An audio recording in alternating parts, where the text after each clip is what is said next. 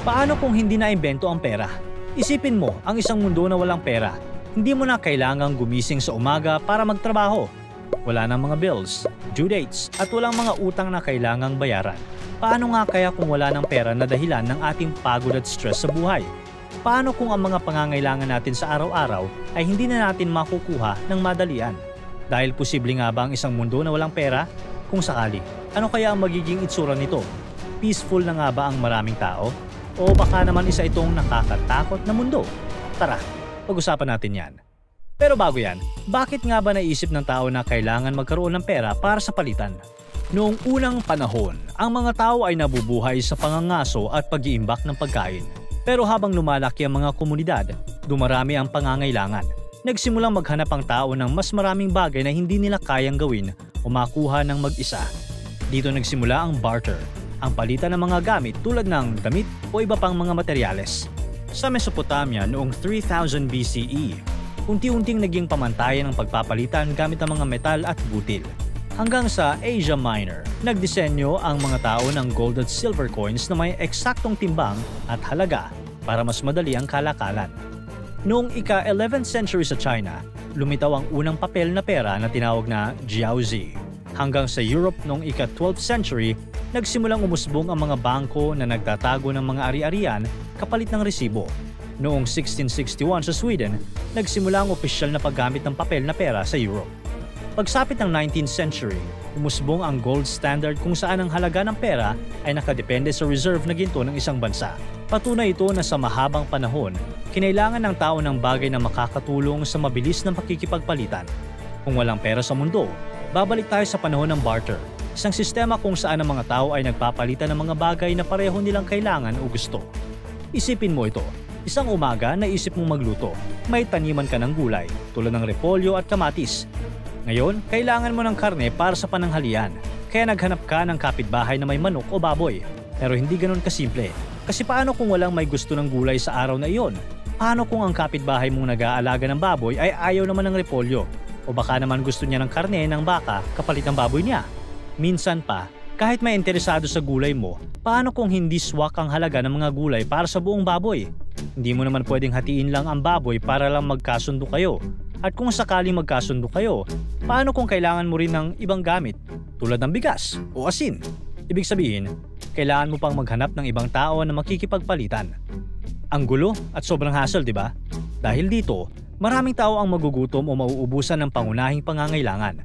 Wala kasing kasiguraduhan kung makakahanap ka ng kapalit na sakto sa gusto mo. Mahirap ding sukatin ang eksaktong halaga ng mga bagay. Kaya ang bawat palitan ay parang sugal. Pwedeng lugi ka o ikaw ang nakajackpot. Sa madaling salita, magiging mahirap ang buhay. Pwera na lang kung nasa iyo ang lahat ng resources. Speaking of resources, yan pa ang pwedeng maging malaking problema ng mundong walang pera. Kung walang pera sa isang lipunan, ang pagkakapantay-pantay ay hindi pa rin mangyayari. Kaya sa isang baryo na walang umiiral na sistema ng pera, sino nga ba ang tunay na may kontrol? Isipin mo, sa isang liblib na baryo, ang lahat ng tao ay umaasa sa agrikultura para sa pagkain. Dito ang pamilya ng isang hasyendero ang may pinakamalawak na lupain. Mayroon silang malalawak na palayan, taniman ng gulay at maraming alagang hayop. Dahil dito, sila ang may pinakamaraming supply ng pagkain sa lugar. Dahil walang sistema ng pera, ang ibang mga residente ay napipilitang lumapit sa hasyendero para humingi ng pagkain. Kaya lang, hindi naman ito basta-basta namimigay. May rules na sinusunod. Kung gusto mong makakain, kailangan mong magtrabaho para sa kanila. Kung mas mahirap at mas matagal kang nagtatrabaho, mas marami kang makukuhang bigas, gulay o karne. Ang hindi susunod sa kanilang patakaran ay hindi mabibigyan ng pagkain, kaya't walang ibang pagpipilian ang mga tao kundi sumunod. Sa paglipas ng panahon, nagkakaroon ng malinaw na pagkakaiba ng katayuan sa baryo. Ang pamilya ng hasyendero ang nagtatakda ng mga alituntunin. Sila ang nagdedesisyon kung sino ang makakakain, sino ang maaaring magtanim, at sino ang maaaring tumira sa ilang bahagi ng mga lupain. Sa ganitong paraan, sila ang may kontrol hindi lang sa pagkain kundi pati na rin sa buong pamayanan.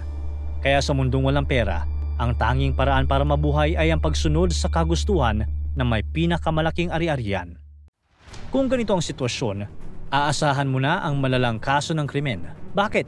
Dahil kung walang pera, syempre ang mga tao ay gagawa ng kahit ano para makuha ang mga bagay na kailangan nila. Pagkain, tubig, tirahan o proteksyon. Kapag desperado ang tao, gagawin nila ang lahat para mabuhay, kahit pa mang-agaw o manakit ng kapwa. Tulad ng sa kasaysayan, maraming digmaan ang sumiklab dahil sa kontrol ng mahahalagang bagay tulad ng lupa, langis at tubig. Sa isang mundong walang pera, mas magiging direkta at marahas ang laban para sa mga ito. Imbis na bumili ng pagkain, ang tanging paraan upang makuha ito ay sakupin ng lupain ng iba o pwersahang kunin ang kanilang ani. Ang mga may kakayahang protektahan ang kanilang yaman ay ang mga may armas, malalakas na grupo o may sariling mga tauhan. Kung wala ka nito, paniguradong talo ka. Lalaganap din ang black market. Dito, hindi lang pagkain o ginto ang ipinagpapalit, kundi pati mga mahahalagang impormasyon, armas o kahit buhay ng tao kapalit ng proteksyon o supply ng pagkain. Katulad sa tunay na buhay, ang mga black market ay ginagamit para sa mga bagay na ilegal o mahirap makuha. Halimbawa, sa kasalukuyan, may mga bentahan ng armas, droga at human trafficking sa black market. Lahat ito ay palihim at walang regulasyon. Kaya kung walang pera, mas malala ang ganitong sistema. Ang masama pa rito, walang nakakasiguro kung patas ang palitan o kung hindi ka lulukuhin. Halimbawa, noong sinaunang Mesopotamia, ginamit ng mga Sumerian ang barter system kung saan ipinagpapalit ang mga produkto sa isa't isa. Dahil dito, madalas nagkakaroon ng alitan tungkol sa halaga ng mga bagay na ipinagpapalit. Sobrang nakakatakot ang mundong walang pera. Pero alam mo bang mas nakakatakot kung wala ring mga pulis na tutulong sa'yo? Teka muna, bakit walang pulis? Simple lang. Dahil sa mundong walang pera, wala ring empleyado. Kung walang sweldo, sino ang gugustuhin magtrabaho? Imposibleng ikaw. Kung wala kasing pera, walang incentive para pumasok sa opisina o magbigay ng serbisyo. Isipin mo, walang mga doktor na gagamot sa mga may sakit. Hindi mo rin basta mapapakiusapan ng mga may kaalaman sa panggagamot na tumulong dahil hindi naman sila makakakuha ng pambayad sa gamot o equipment. Ang gagawin na lang nila, ang protektahan ng sarili nilang pamilya. Kaya ang ending, maraming mamamatay sa sakit at aksidente. Pareho din sa mga teachers. Walang mga klase, walang paaralan, at walang sistema ng edukasyon. Bakit sila magtuturo kung wala namang sahod? Hindi naman pwedeng aasa lang sila sa mga gulay at prutas na ibibigay. Dahil paano ba naman makakabili ng chalk, libro at papel kung wala ring pondo para bilhin ang mga ito? Kaya mawawala ang edukasyon at ang mga kabataan ay hindi magkakaroon ng pagkakataong matuto at magkaroon ng career. Ang magiging isa sa pinaka-common na trabaho sa mundong ito ay ang pagsasaka. Kung ganito ang sitwasyon, sigurado mag-a-isolate ang mga komunidad.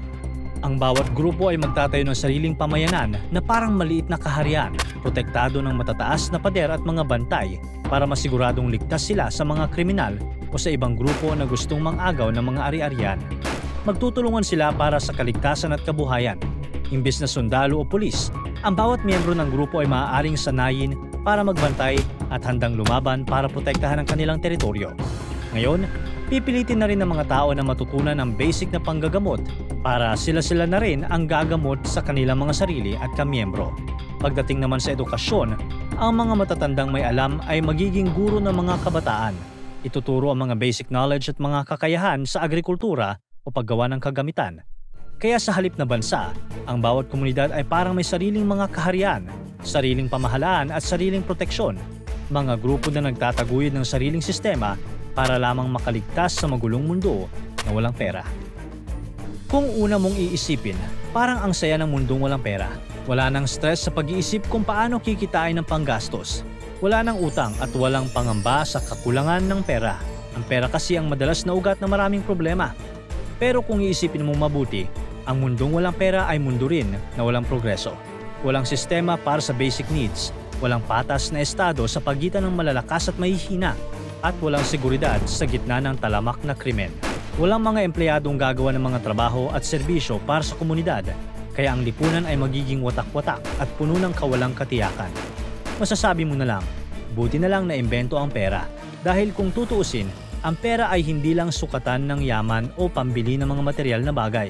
Ito rin ang humubog sa mundong kilala natin ngayon, isang organisado at mundong patuloy na nagbabago. Para tuloy-tuloy ang saya at kwentuhan, huwag kalimutan mag-subscribe sa Bubbly YouTube channel at pindutin ang notification bell.